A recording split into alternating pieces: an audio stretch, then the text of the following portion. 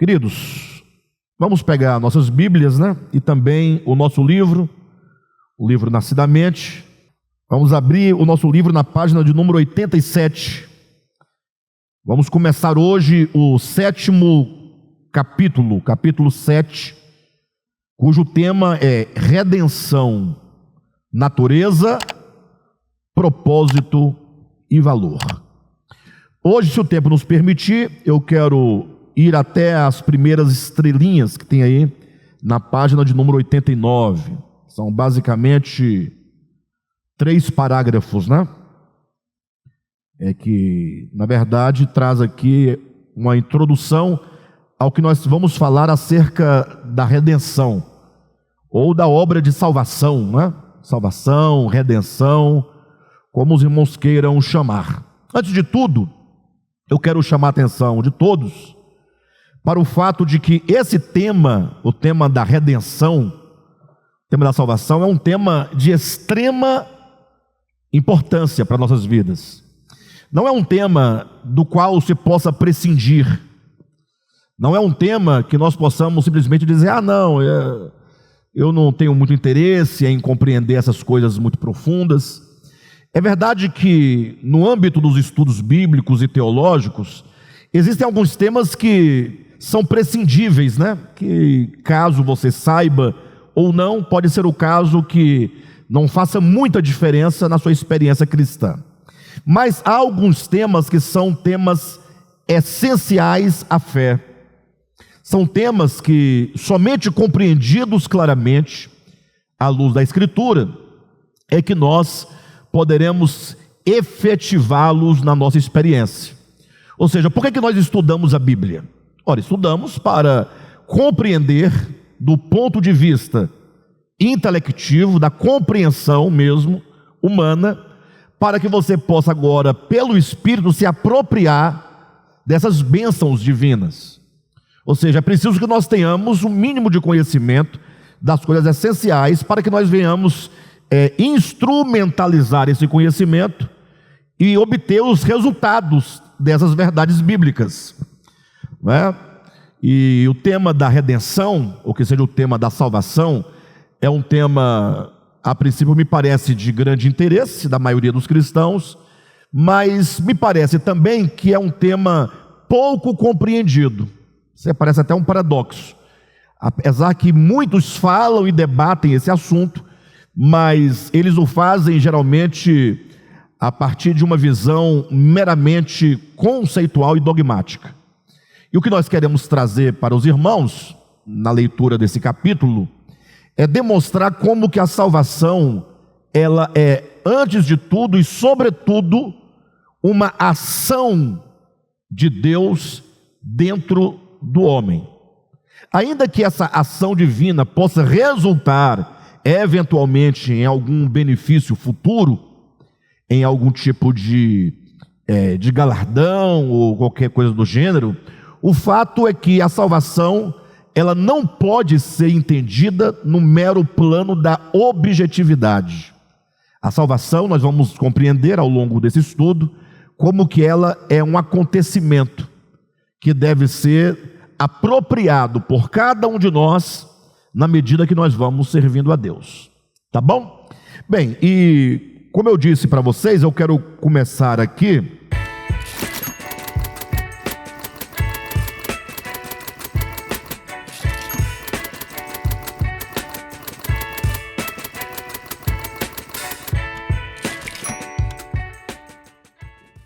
hoje, se o Senhor permitir, nós queremos falar até a página de número 89, aí nessas primeiras 3 estrelinhas aí, daí para cima.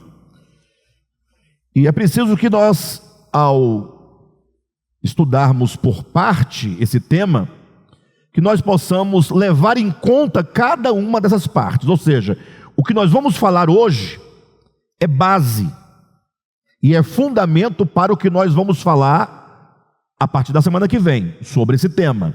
Ou seja, nós não podemos ouvir hoje, compreender o que será dito e depois esquecer. Você tem que ir somando as partes do estudo para que você tenha uma compreensão global. Hoje queremos lançar o fundamento da fé acerca da salvação enquanto obra de Deus. Tá bom? Então vamos lá, nós vamos lendo aqui e nós vamos então abordando ou fazendo a explicação na medida que vamos lendo. Tá aí, capítulo 7, página de número 87, redenção, natureza, propósito e valor. Então o tema já diz, né? Nós queremos descobrir, à luz da Escritura, da revelação do Espírito Santo, qual é a natureza da redenção. Ou seja, em que consiste essencialmente essa obra de redenção, de fato e de verdade. Queremos também descobrir qual é o propósito dessa obra de salvação, não é? Ou seja, a que fim nos leva essa obra de redenção.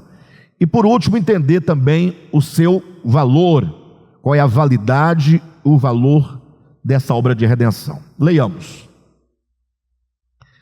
O homem desintegrado de Deus e do mundo, morto em seus delitos e pecados, necessita ser reabilitado a fim de que o propósito de Deus se realize plenamente.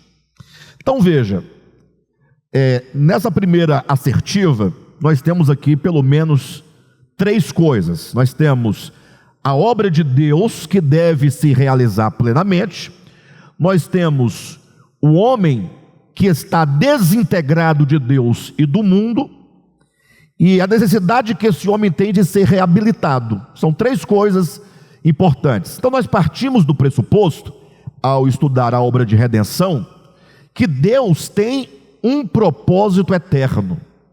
Que Deus, Ele não está fazendo as coisas conforme as coisas vão acontecendo.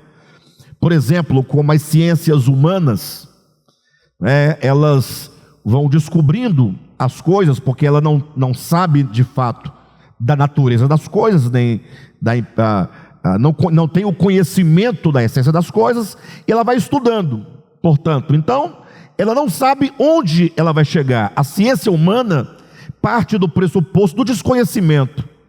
A ciência humana é o esforço do homem em descobrir aquilo que ele ainda não tem conhecimento.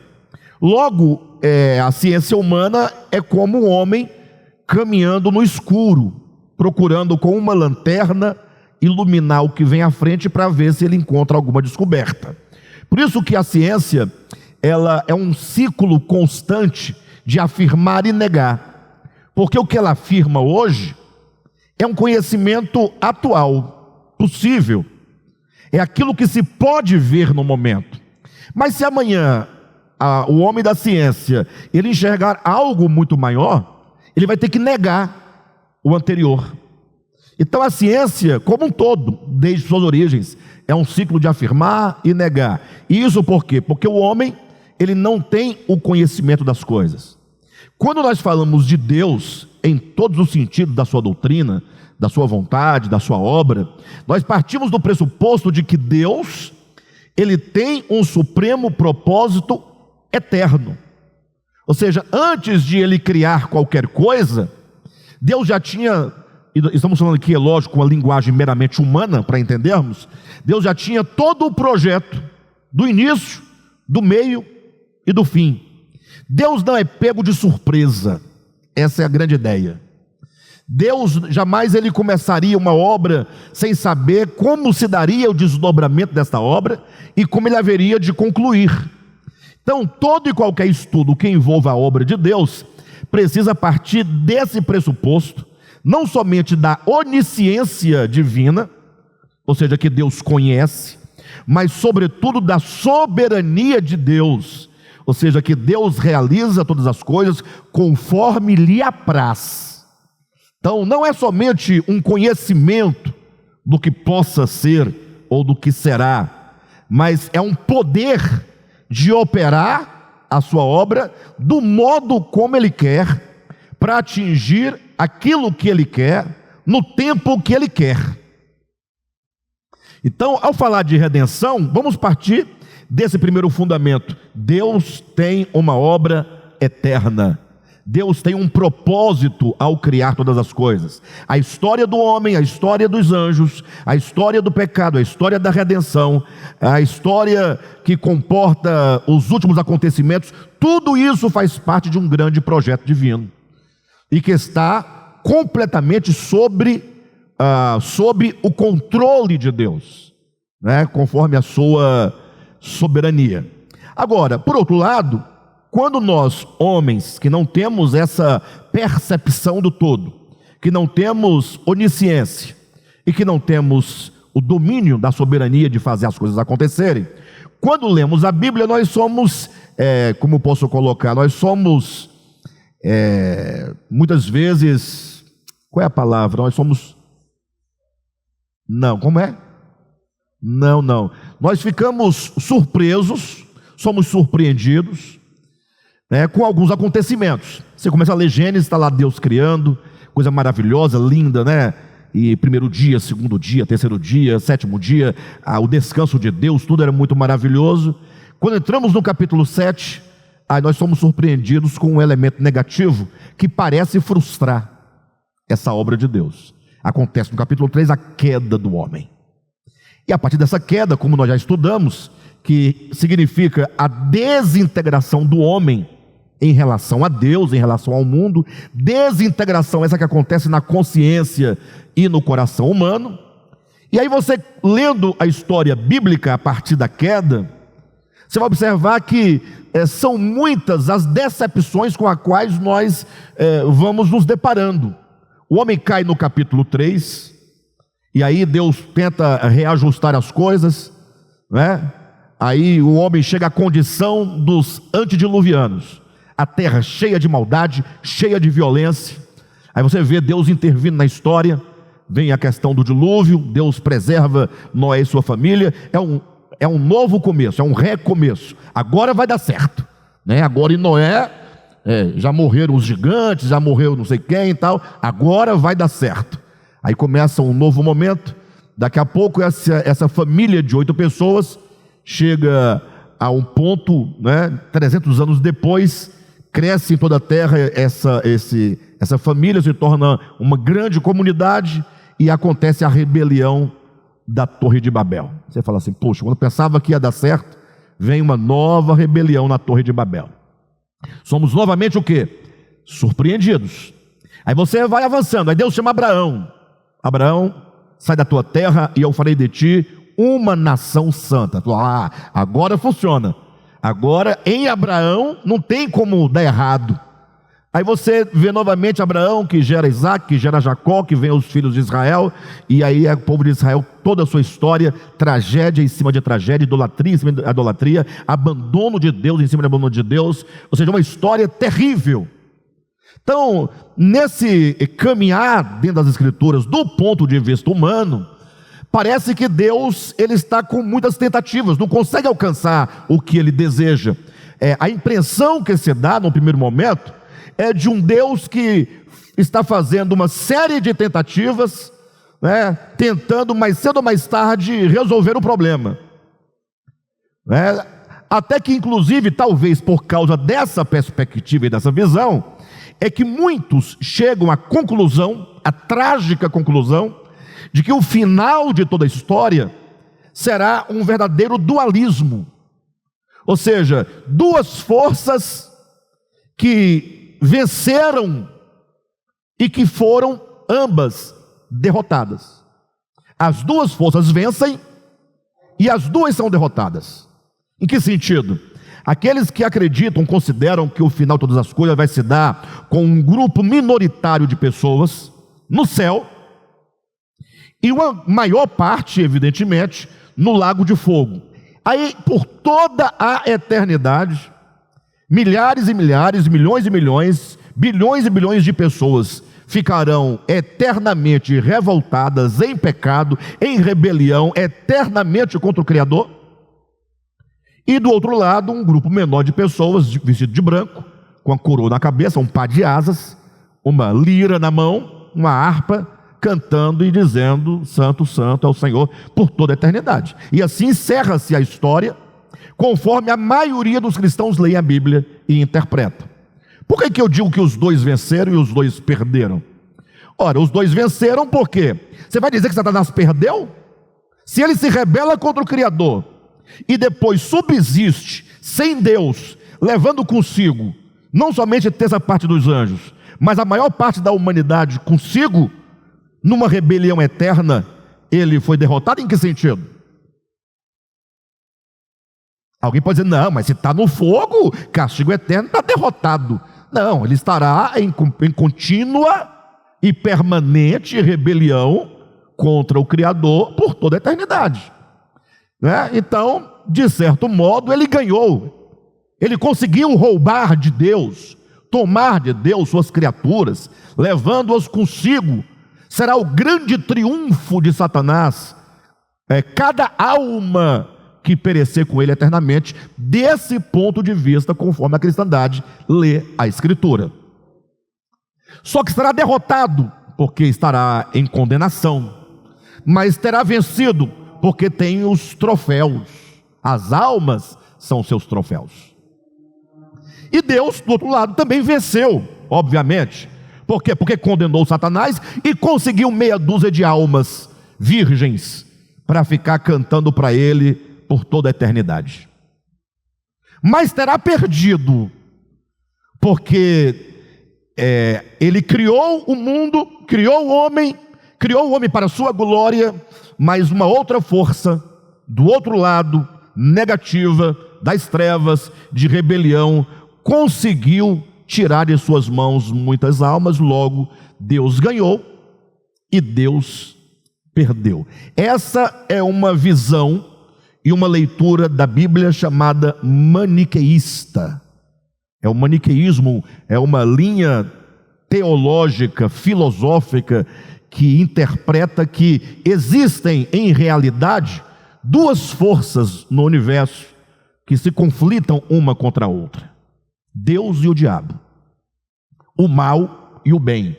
Entendem o diabo como um ser absoluto e entende o mal como algo não somente absoluto, mas substancial. Se há duas forças no universo, vamos ficar eternamente assistindo She-Ra, He-Man, Spectreman, né? Liga da Justiça.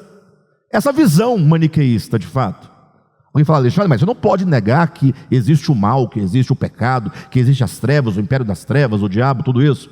Mas tudo isso é relativo. Só Deus é absoluto. Só Deus é. Tudo o que existe, existe enquanto algo relativo dentro da criação e sob o completo controle de Deus. E o mal só pode existir não enquanto substância, não enquanto coisa, mas o mal é como que o afastamento da consciência e do coração humano em relação ao bem. Quanto mais a criatura se afasta no coração do bem supremo que é Deus, da verdade suprema que é Deus, da justiça eterna que é Deus, esse homem vai então ficando numa condição de psíquica e espiritual no seu coração de maldade, de mal, de trevas, de ignorância, o que acarretará fatalmente. Quanto mais esse afastamento acontece, chegará o momento que haverá um rompimento pleno. A distância será tamanha, que sendo essa distância, a ideia irreversível, esse homem deverá desaparecer da sua existência. Mas essa é a ideia e a leitura que se faz de quê? Do maniqueísmo. Nós, ao ler a Escritura como um todo, queremos propor uma saída para que essas questões tenham uma resposta mínima. Então, se Deus tem um propósito, vamos lá, e então ele vai cumprir eternamente esse propósito, e o homem criado para a sua glória está o quê? Desvinculado de Deus, a queda separa o homem de Deus. Logo esse homem precisa de quê? De ser trazido de volta. Então é mais ou menos a ideia. Peguem novamente a parábola do filho pródigo. Aquele filho, ele sai de casa no coração. Não é uma questão geográfica, entenda isso de uma vez por todas. Lógico, a parábola é construída, ele sai de casa, vai para uma terra distante, mas esse sair de casa, esse caminho que o conduz e essa terra distante, existem somente dentro do coração humano. Porque se o pai da parábola representa Deus, qual é a distância que dele você pode se separar, do ponto de vista geográfico? Salmo 139 é um salmo que tem que ser lido 1 milhão de vezes. Quando Davi, ele vai dizendo: Senhor, olha, para onde eu fugirei da tua face, do teu espírito? Essa é uma oração com uma visão orgânica da coisa, do ser de Deus. Em outras palavras, Davi falou: Senhor, eu não tenho como sair da tua presença. Por quê? Aí ele começa a falar em termos humanos. Se eu subir na mais alta montanha, lá tu estarás. Não tem como eu sair daqui e ir para lá, e lá o Senhor não está. Impossível. E se eu descer ao inferno, lá tu estarás. Porque o Senhor me cerca por detrás e por diante. Ele vai dizendo: isso é maravilhoso demais para mim.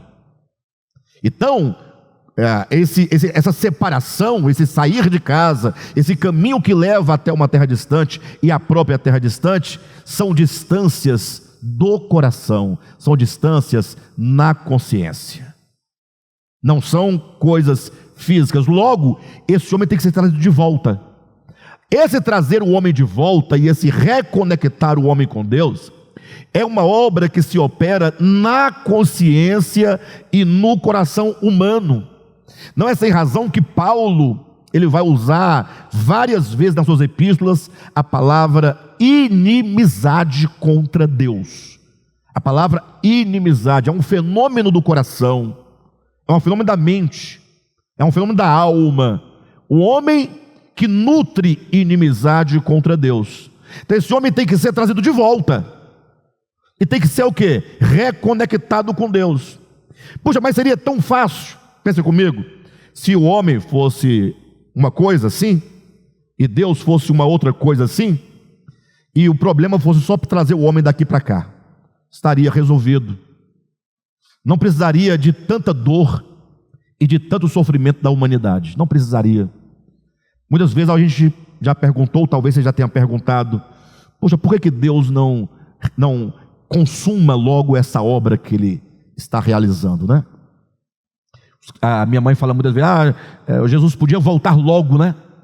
Jesus podia voltar.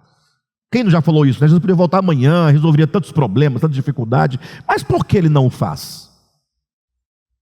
Por que Ele não o faz? Porque não é uma coisa meramente objetiva. A obra de Deus consiste em atrair o homem de volta para si. Esse homem tem que ser trabalhado no seu interior. Esse processo de atração, ou melhor, de iluminação, de atração e de trazer o homem em plena conformidade a Deus, a sua vontade, ao seu amor, a sua verdade, a sua justiça, é o que a Bíblia chama de salvação. É um processo acontecendo dentro do homem. Perfeito? Seguindo na nossa leitura, veja: o homem desintegrado de Deus e do mundo, morto em seus delitos e pecados, necessita ser reabilitado, a fim de que o propósito de Deus se realize plenamente. Não há de se pensar que, sendo o Eterno todo-poderoso, e não menos que sendo o Eterno a própria sabedoria, havendo começado a sua obra, não a terminaria, ou que a perfeita criação de suas mãos resultaria em tão desastroso caos. Queridos, olha só essa afirmação: não há de se pensar que Deus, o Eterno, sendo Ele todo-poderoso, sendo Ele a própria sabedoria, começaria uma obra, que é a obra da criação dos céus e da terra, de todos os seres, e que essa obra, Ele não terminasse essa obra. Nós não podemos pensar que Deus é incapaz de completar a obra que um dia Ele começou. Aí o crente fala: não, mas eu creio que Deus vai completar. Mas também não há de se pensar que, havendo o eterno começado essa obra, né, essa obra perfeita que saiu de suas mãos, quando disse que tudo era muito bom, resultasse em tão desastroso caos. É um Deus que começa uma obra dizendo é tudo muito bom, e termina dizendo é isso aí que tem para hoje, foi isso que nós conseguimos.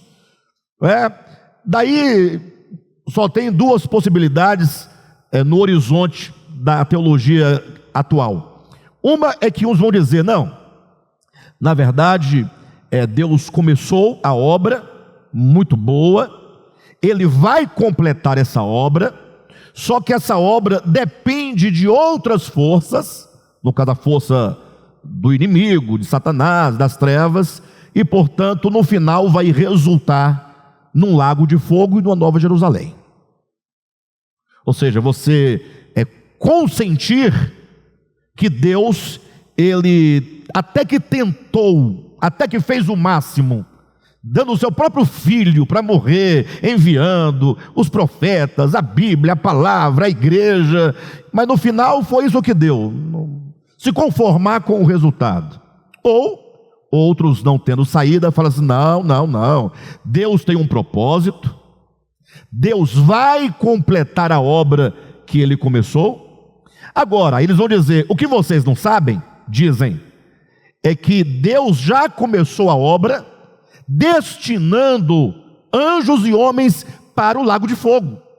Logo, quando os homens e anjos estiverem tocando fogo, ou melhor, pegando fogo, lá no lago de fogo, no sofrimento eterno, lá será a expressão da vontade soberana de Deus.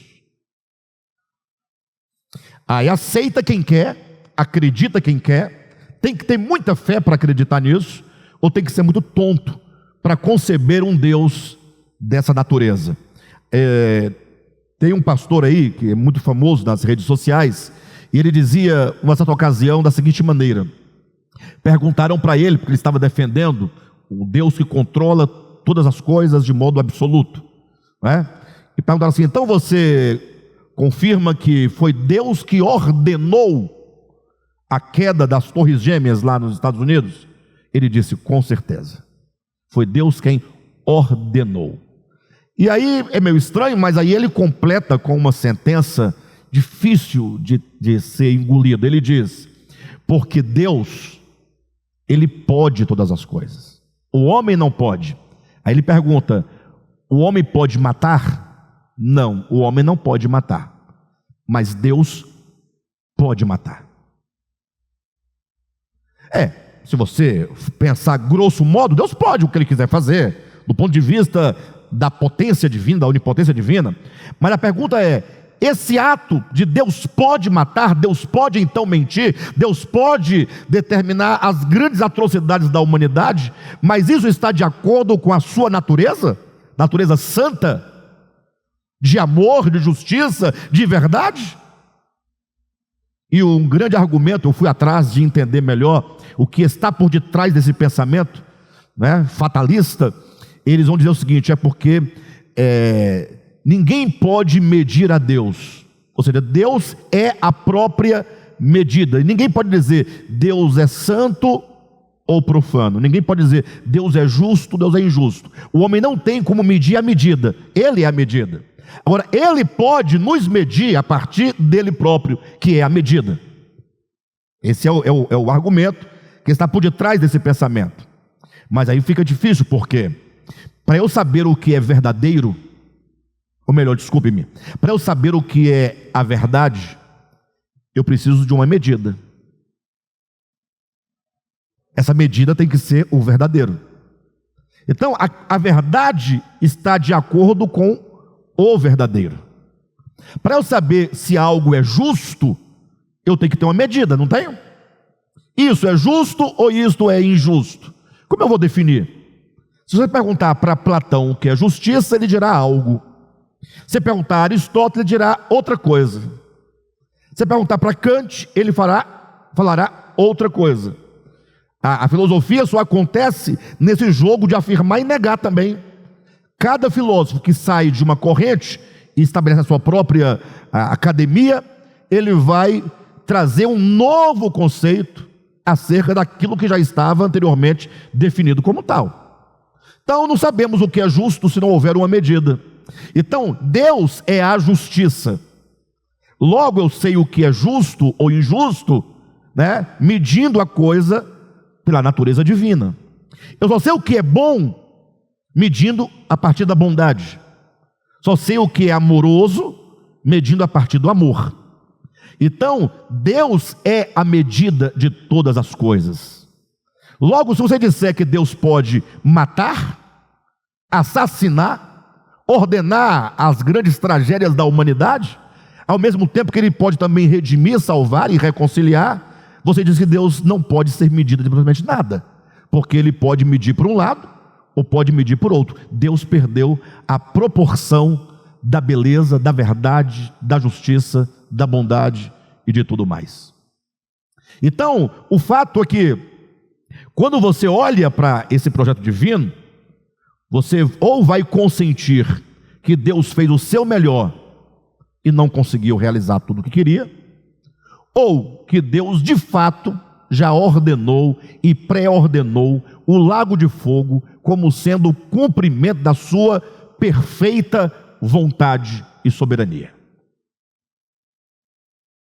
E nós temos que parar um pouco e pensar. Não tenham medo de pensar, não tenham medo de perguntar, porque isso não é rebelião contra Deus.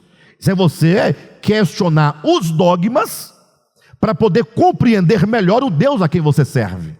Não é um questionamento de Deus, é um questionamento da teologia, é um questionamento da visão que se estabelece a partir da intelecção humana.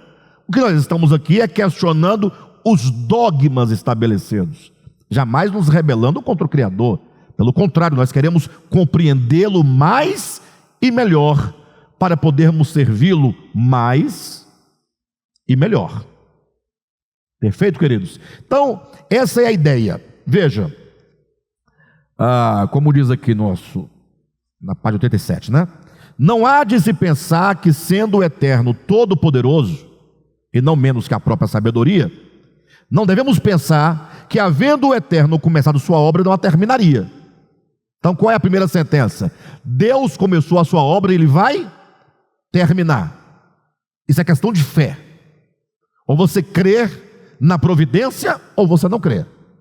Então, não podemos pensar que Ele não terminaria a sua obra, tampouco deveríamos pensar que a perfeita criação de suas mãos resultaria em tão desastroso caos. Leia Gênesis capítulo 2, versículos de 1 a 3. E viu Deus que tudo era muito bom.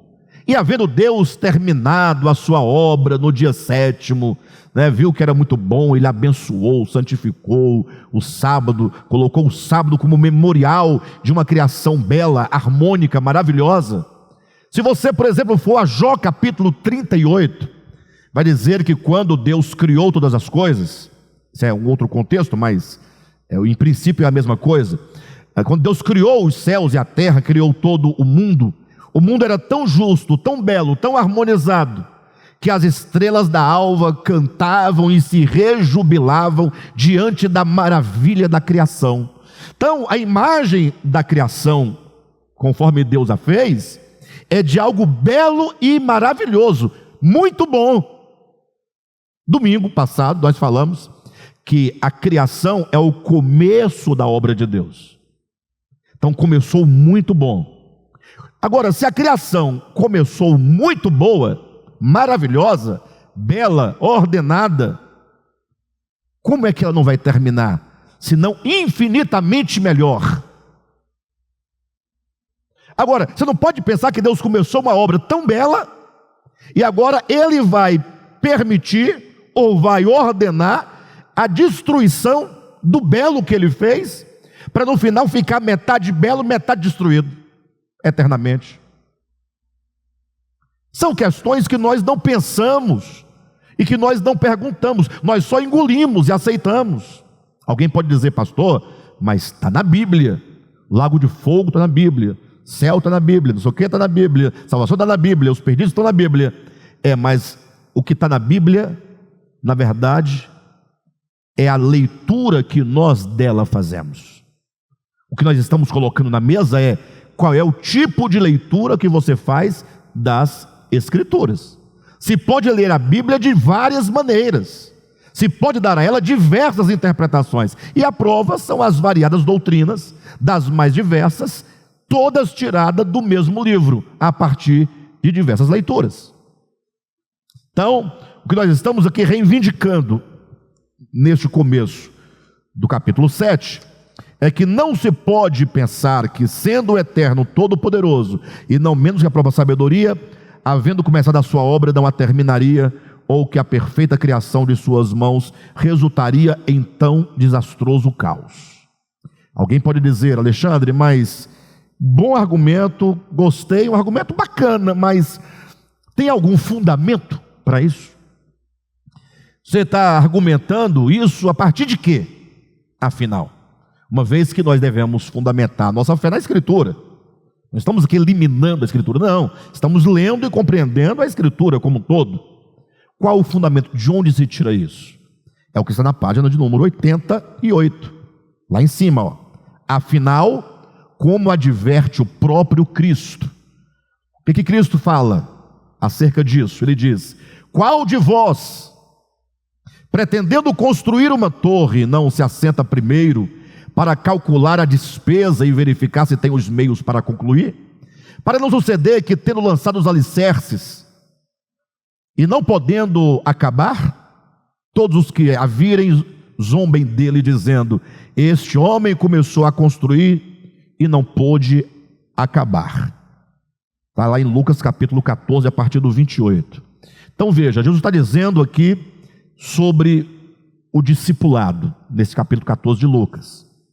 Ele está dizendo sobre a importância de você ser uma pessoa sóbria e de você só começar uma obra tendo a certeza de que você haverá de concluí-la. Ele diz: qual é o homem que vai construir uma torre que não se assenta primeiro, antes de construir, e vai fazer os cálculos para saber se ele tem os meios de concluir aquela obra?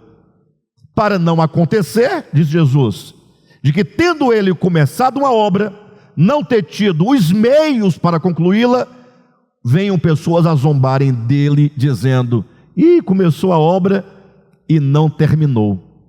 Então imagina, toda vez que passa alguém na frente daquela torre mal acabada, daquela torre pela metade, e vai só sorrindo e zombando, dizendo: o fulano até que estava bem engajado, né? Mas não... o que aconteceu que você não conseguiu concluir? Faltou-me os recursos, acabou o dinheiro, não tenho os meios para concluir. Ora, essa torre inacabada seria motivo de zombaria.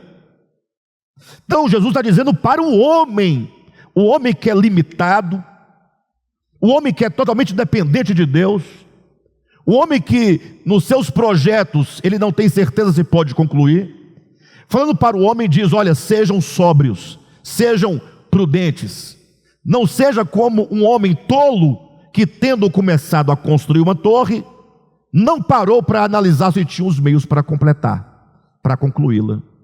Ora, se Jesus exige do homem tal disposição, tal sabedoria, tal prudência, ele iria prescindir ele próprio de ele começar a fazer uma obra e não ter os meios para acabar? Pensa comigo, queridos. Deus tem os meios para concluir a obra que ele começou.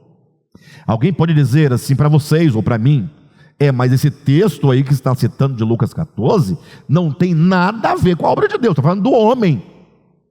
Mas essa é exatamente o argumento. Temos aqui um princípio. Qual o princípio? Nunca comece uma obra se você não tem os meios para concluí-la. É por isso que tem pessoas que já estão com quase 60, 80, 200 anos de idade e começou muitas coisas e nunca acabou nada. Começa uma coisa, começa, para. E o tempo está passando, está fazendo 40 anos de idade, 50 anos, e não consegue completar nada.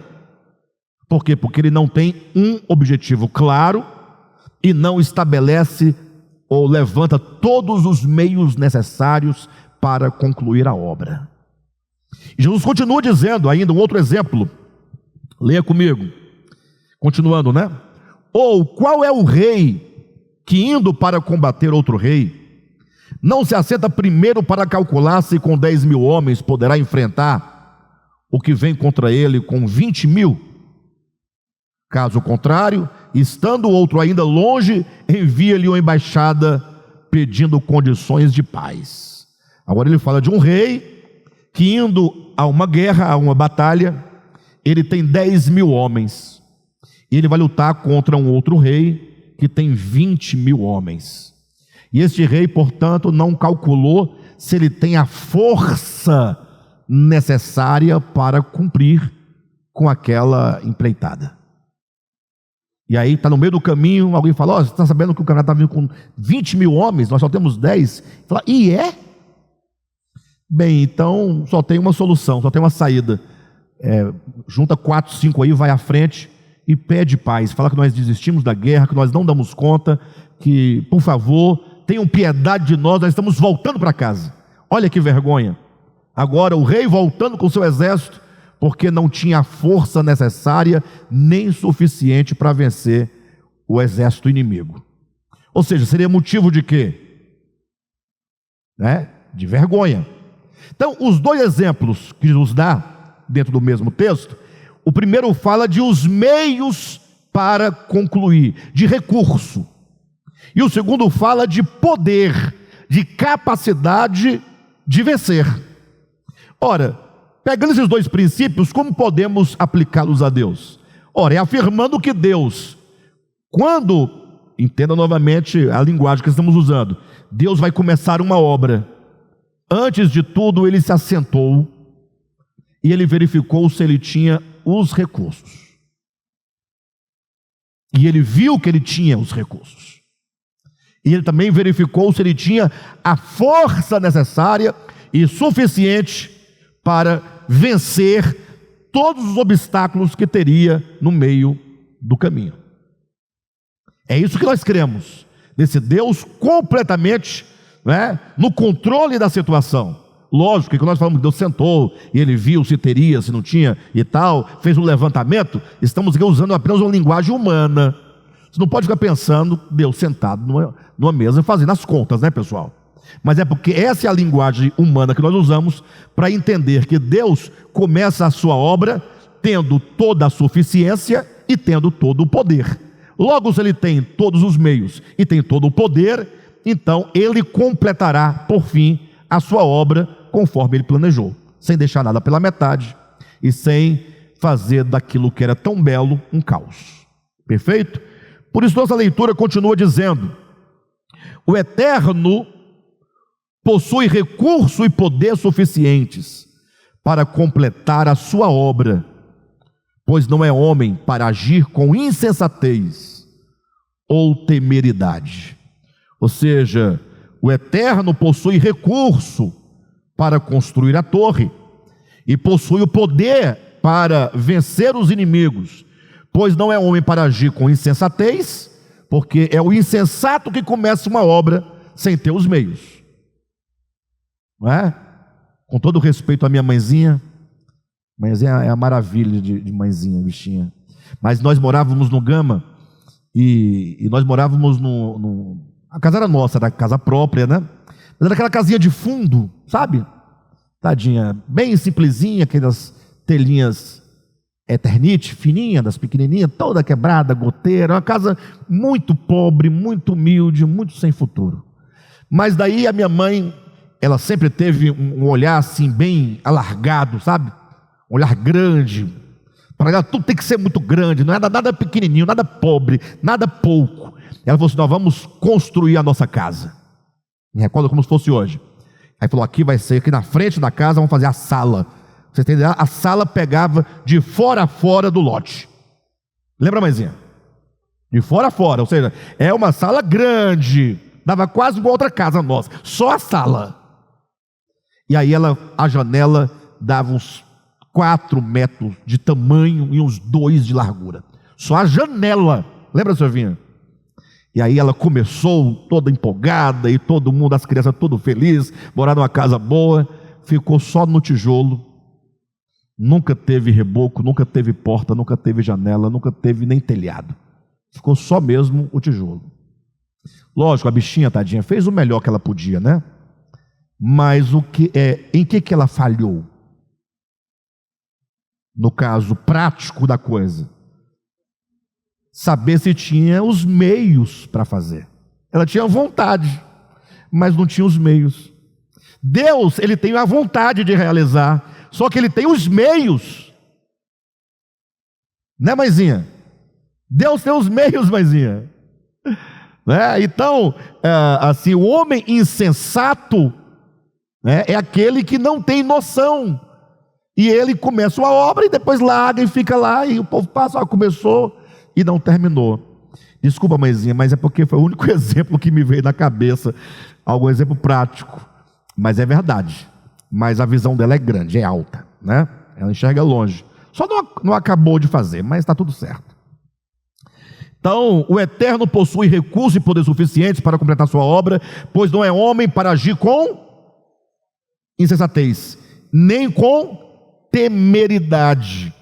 Temeridade, embora pareça uma palavra, né, que pareça com temer, ter medo, mas temeridade é o oposto de temer.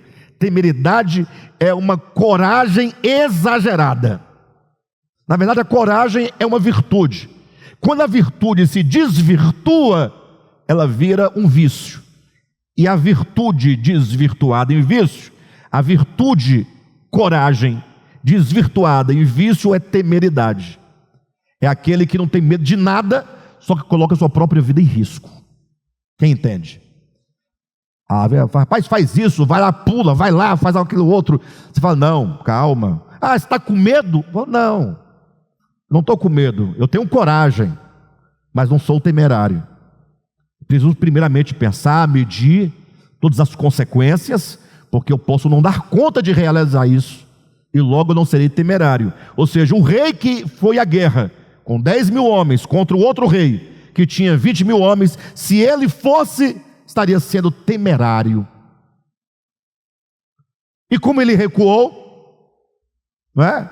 Ele não avançou, ele foi covarde. Mas poderia ter feito isso antes, pensado, olha, nós não temos como encarar isso, não vamos nem começar essa batalha para não ficarmos envergonhados. Logo, Deus não é nem insensato e nem temerário. Ou seja, aquilo que ele está realizando, ele tem todos os meios para realizar, e ele tem todo o poder para consumar a sua obra. Por mais que para nós, como eu dizia agora há pouco, humanos, tanto ao ler a Escritura como olhar a história, a gente pensa, poxa, não é possível, parece uma luta, parece uma queda de braços, de duas forças mesmo, e ora Deus está ganhando, ora Deus está perdendo, Deus mais perto do que ganha, sim ou não? Mas essa é a nossa visão recortada. A Escritura fala claramente, afinal, a natureza do livro do Apocalipse é exatamente essa, afirmar a vitória de antemão de Deus, na pessoa do Cordeiro e da sua esposa, que é a igreja. Ou seja, o que é o Apocalipse? É um final de uma tragédia, de uma batalha que vai acontecer e vamos ver o que vai dar? Não, o Apocalipse é um livro de consolação, é um livro de revelação, mas é uma revelação que é dada para consolar e confortar os primeiros cristãos que estavam vendo os seus entes queridos morrendo, sendo perseguidos, maltratados. Imagina só a igreja recente, a igreja tenra, a igreja nova, no primeiro século, vendo primeiramente os apóstolos morrendo, cada um por sua vez, acabando os apóstolos, havia um, agora vivo, era João, ele estava exilado na ilha de Patmos. Imagina o próprio João na ilha, pensando, eu vou morrer aqui, estou exilado, já estou com meus 90 anos, 85 para 90 anos, no finalzinho da minha vida. A igreja lá, de onde eu vim, na Ásia Menor sobretudo, a igreja estava sendo perseguida, maltratada, muita gente morrendo. Então a igreja pensando, poxa, nossos pais, né, aqueles nossos poderíamos colocar aqueles, nossas colunas, né? Os arrimos, que eram os apóstolos, morrendo, só tem um agora. Aí o presbítero morrendo, o diácono morrendo, a diaconisa morrendo, os irmãos morrendo na perseguição. Jesus não volta, não diz nada. João na ilha desiludido. Leia depois capítulo 1 do Apocalipse. Você vai sentir no texto e nas palavras do texto a desilusão de João. Eu, João, estava na ilha chamada Patmos. Aí ele vai falando: quando ouvi por detrás de mim uma voz que dizia. Então Jesus aparece para ele para dizer: levanta-te, olha e vê, eu vou te mostrar o fim. Então o Apocalipse é a revelação da vitória de Deus, da vitória consumada. Embora na leitura do livro nós vamos encontrar uma série de dificuldades acontecendo, vem a besta, vem não sei quem, vem o falso profeta, vem outra coisa e tal, e acontece um terremoto, acontece uma chuva de saraiva e tal, mas nós já temos o Apocalipse, até o capítulo 22, e sabemos que a vitória de Deus é certa. Então, nós vamos estudar o tema da redenção, entendendo que a redenção é o ato de Deus de redimir o homem que dele se afastou por ocasião da sua queda. Ou seja, Deus criou o homem para a sua glória. Criou o homem, uma visão do começo. Ele criou para finalidade. É a teleologia, é o fim. Só que nesse meio, o homem se perde. E Deus fala: então eu vou resolver esse problema. Eu comecei uma obra e eu vou terminar. Mas para eu concluir a minha obra, que um dia eu comecei, eu tenho que redimir o homem que caiu. Eu tenho que salvar esse homem que se perdeu. Eu tenho que trazer de volta para mim esse filho perdido, essa ovelha perdida, essa dracma perdida. Essa obra de Deus de resgatar esse homem para levá-lo ao pleno cumprimento do seu propósito é o que a Bíblia chama de redenção. É o que a Bíblia chama de salvação. Perfeito? Continuando, o último parágrafo da página 88 que diz: o Eterno possui recurso e poder suficientes para completar a sua obra, pois não é homem para agir com insensatez e temeridade. Ao se propor a realização de sua obra-prima, muniu-se o Senhor de um plano perfeito, cujos cálculos são meticulosos e irretocáveis. Então, quando nós lemos lá em Isaías 46, 9 e 10, vamos ler juntamente para os irmãos sentirem o peso dessa verdade e o fundamento dessa verdade. Isaías capítulo 46, versículos 9 e 10. Ele diz assim: olha, lembrai-vos das coisas passadas da antiguidade. Como é maravilhoso, né? Ele chama a nossa memória. Lembrai-vos das coisas passadas da antiguidade. 2 pontos. Que eu sou Deus e não há outro. Eu sou Deus e não há outro Deus além de mim. É isso que é afirmar que Deus é um ser o quê? Absoluto. Olha para o passado, veja que eu sou Deus e não há outro Deus além de mim. Fora de mim não há Deus. Eu não estou aqui numa queda de braço com outras forças, não. Ele é Deus absoluto. Aí você pode falar assim: mas é fácil qualquer um dizer eu sou Deus e não há Deus além de mim. É fácil dizer isso. Como é que se garante, se sustenta que Deus de fato é Deus? Aí ele vai dar a prova. Versículo 10: que desde o princípio anuncio o que há de acontecer,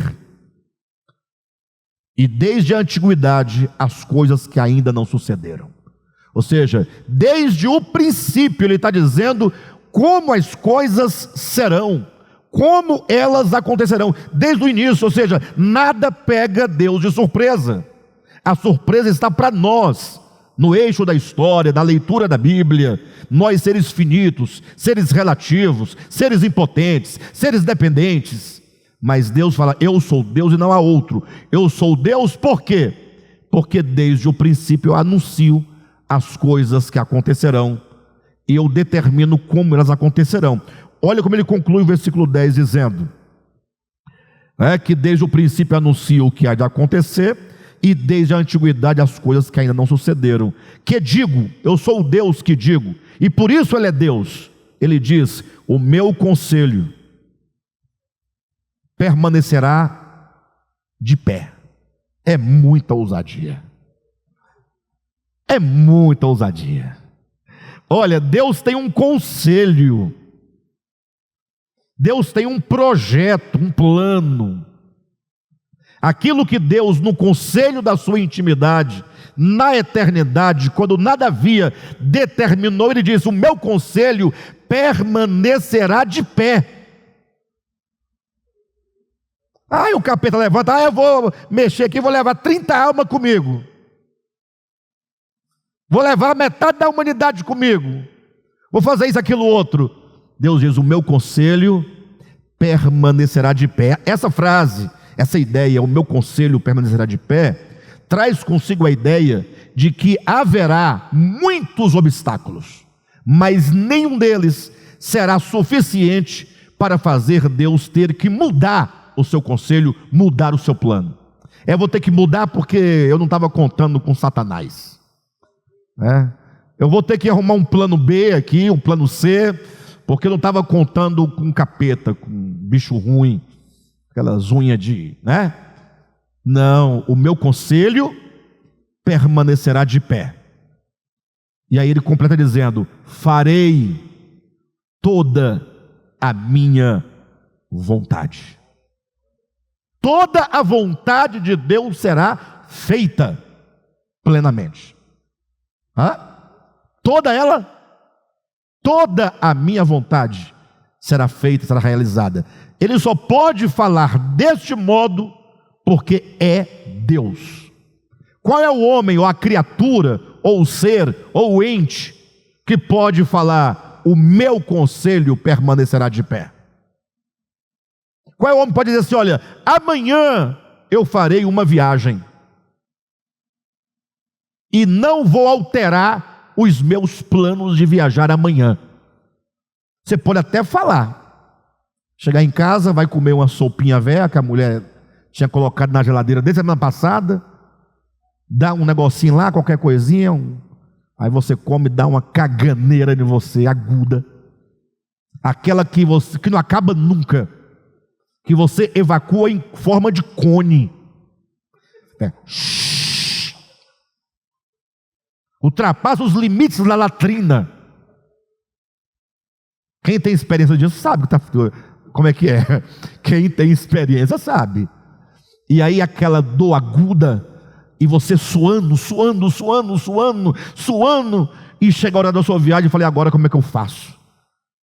Não faz, você não pode fazer toda a sua vontade, você não pode realizar todos os seus conselhos. É só uma bactériazinha velha de nada que você nem enxerga direito. É só uma caganeira, mais nada impede você de fazer a sua viagem. Isso é para ser cômico, Porque pode ser que você não viaje porque você morra de madrugada. Isso é um pouco mais trágico, Você vai deitar e dorme, e quando acorda, está lá no inferno. Mas é porque eu tinha uma viagem. Pois é, mas você não tem controle. O meu pai foi assim, Meu pai estava bem, teoricamente bem, acordou de manhã, fez um café preto, normal, acordar de manhã, fazer um cafezinho preto, tomou um cafezinho, sentou no sofá, e foi ficando, e ficou. Pronto. De bermudinha, pijaminha, ou cuequinha, ninguém sabe, acho que estava de cuequinha, sem camisa, nem para vestir a roupa para morrer vestido. Não é assim. Mas não é ele não, é qualquer um de nós. É qualquer um de nós. Velho, novo, criança, jovem, homem, mulher, pobre, rico. Nós não temos esse poder. Deus, Ele é Deus e, portanto, Ele realiza toda a sua vontade e o seu projeto, o seu conselho permanece de pé. Amém? Então, no último dia, continuando aqui o finalzinho da página 88, no último dia, todo joelho nos céus, na terra e debaixo da terra se dobrará diante dele. Está lá em Filipenses 2, né? No último dia, todo joelho dos que estão nos céus, todo joelho dos que estão na terra, e todo joelho dos que estão debaixo da terra, no Hades, se dobrará diante dele. Nenhum deixará de se curvar diante dele. Nenhum. Mas não é porque Deus vai colocar uma arma na cabeça do camarada obrigando-o. Não. Querem a prova? É só continuar ali no texto. E toda língua confessará. Não diz que toda língua há de dizer. Não. Toda língua confessará que Jesus Cristo é o Senhor.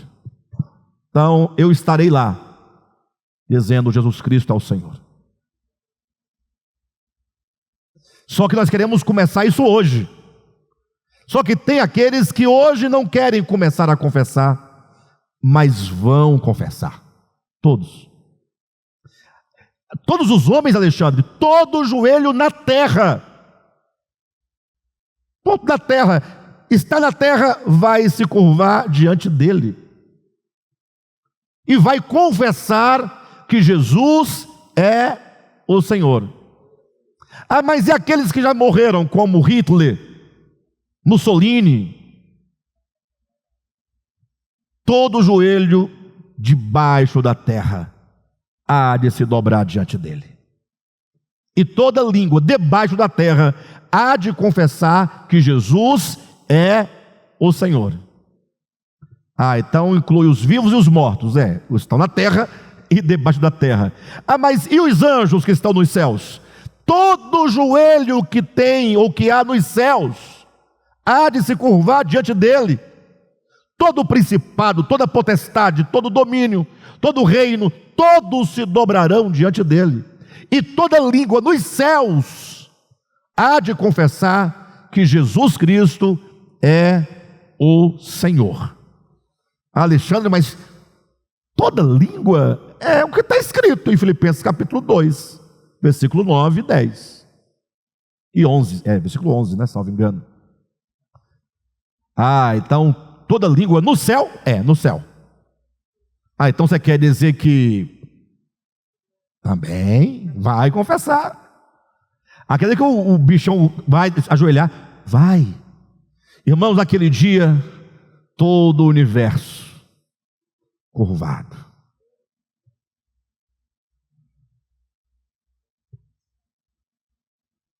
Vocês não estão entendendo.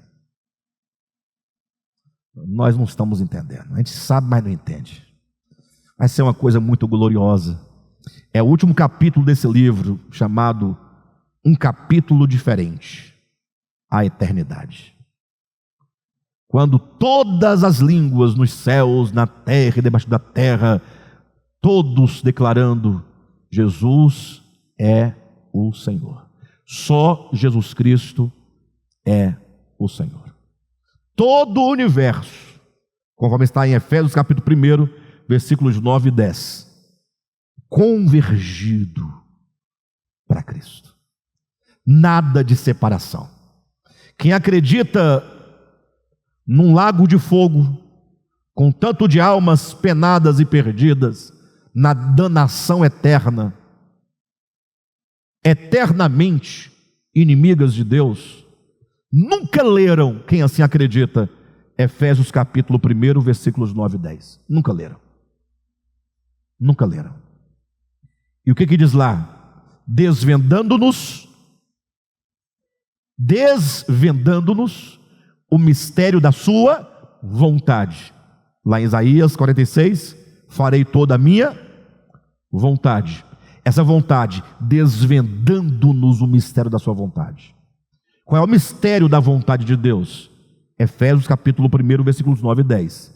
De fazer, Deus fará convergir em Jesus todas as coisas, tanto as dos céus, quanto as da terra.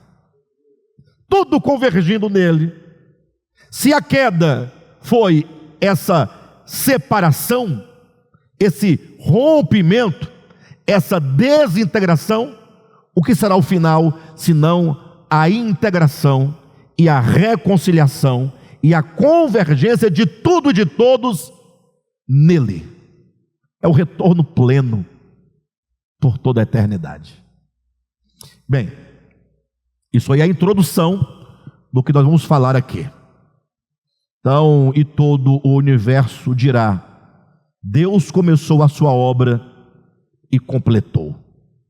Ele enfrentou o valente, saqueou a sua casa e triunfou dele na cruz.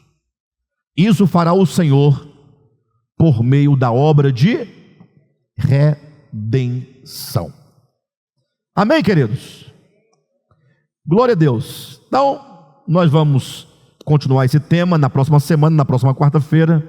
Espero que essa introdução tenha nos servido para nos advertir de que a obra de redenção não é um remendo no plano de Deus, mas é um meio e um recurso divino para completar a obra que um dia soberanamente Ele começou. Amém?